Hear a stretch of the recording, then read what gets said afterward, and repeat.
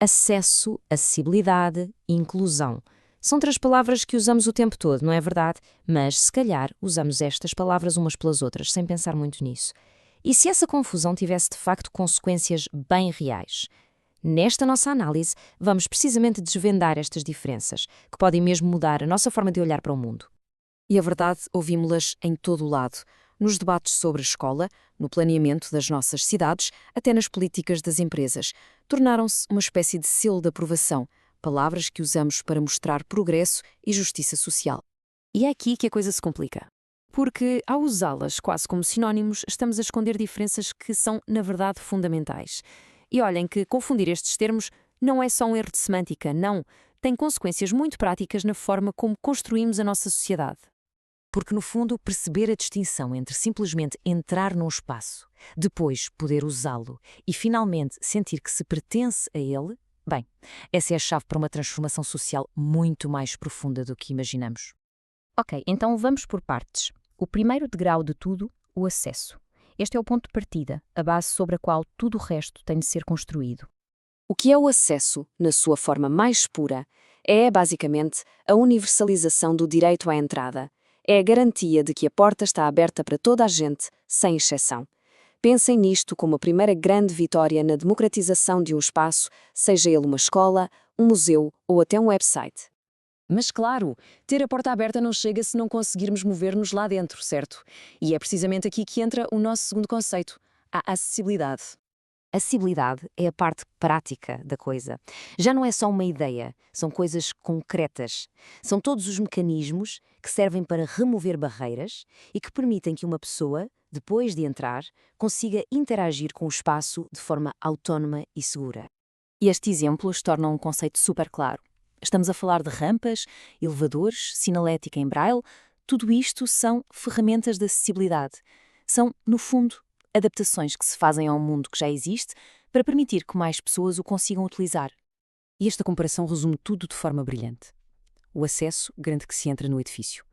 A acessibilidade garante que se pode ir à casa de banho, usar o elevador e participar a sério no que está a acontecer lá dentro. Um sem o outro fica um trabalho a meio. Até aqui parece tudo bastante lógico, não é? Abrimos a porta, damos as ferramentas e está feito. Mas será que o objetivo final é só este? E se a própria ideia de adaptar já for parte do problema? Esta citação do investigador Marcos César de Freitas é mesmo poderosa. Ele está a alertar-nos para um erro muito comum, achar que a inclusão é só uma lista de compras de recursos de acessibilidade. É pensar que, se tivermos mais rampas ou mais software, temos automaticamente uma sociedade mais inclusiva. E esta pergunta marca uma viragem total na nossa conversa. Estamos a passar da ideia de adaptação para a de cocriação, de tentar encaixar as pessoas num sistema que já existe para começar a questionar o próprio sistema. E é com esta ideia que chegamos ao terceiro passo, o conceito mais transformador e se calhar o mais mal compreendido de todos, a inclusão. Isto é radical. A inclusão não pede que a diferença se adapte. Pelo contrário, exige que o mundo seja desenhado desde o início a pensar na diferença. Não se trata de acrescentar uma rampa a um edifício. Trata-se de projetar um edifício que nem sequer precise de rampas, porque foi pensado para todos desde o primeiro rabisco. Para nos ajudar a perceber isto, o autor Arturo Escobar fala na ideia de design pluriversal. Vamos olhar aqui para a tabela. O design universal, o que está mais focado na acessibilidade, quer criar um mundo para todos, desenhando para os utilizadores. Mas o design pluriversal, que é a base da inclusão, reconhece que muitos mundos coexistem e foca-se em desenhar com as comunidades. O foco passa a ser a interdependência. E a palavra-chave aqui é esta: convivialidade. Isto não é só tolerar a presença uns dos outros.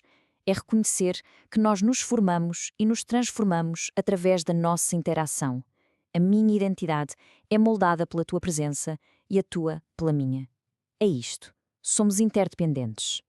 E a inclusão vai ainda mais fundo. Não se fica pela arquitetura ou pela tecnologia. Toca em algo tão fundamental como o tempo. A nossa sociedade está obcecada com a velocidade e isso cria barreiras que nem sempre vemos.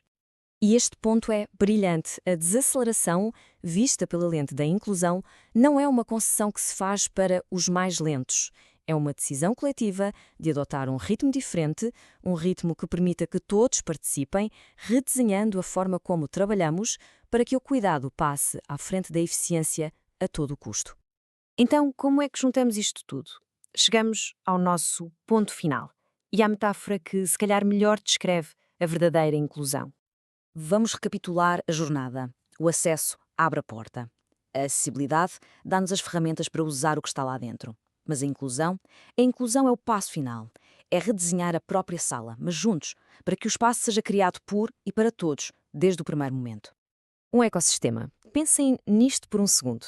Numa floresta, cada elemento tem uma função que complementa os outros. A diversidade não é um problema para gerir, é a fonte da força, da resiliência de todo o sistema. É exatamente essa a visão da inclusão. E acabamos com esta pergunta, porque a questão já não é como é que podemos incluir pessoas.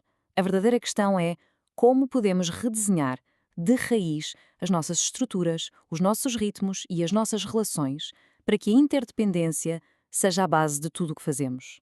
A resposta não é nada simples, mas a pergunta é absolutamente essencial.